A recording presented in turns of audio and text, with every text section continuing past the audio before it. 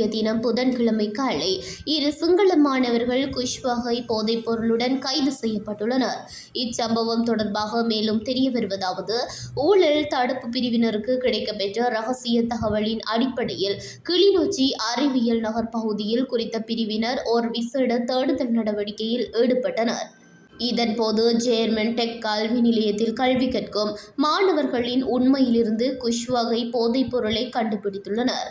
கைது செய்யப்பட்ட இரு மாணவர்களும் தென்னிலங்கையில் இருந்து வந்து கல்வி கற்பதாகவும், ஒரு மாணவனின் உடைமையில் 1 கிராம் குஷ் போதைப் பொருளும், மற்றைய மாணவரின் உடைமையில் 710 மில்லி கிராம் போதைப் பொருளும் மீட்கப்பட்டுள்ளது.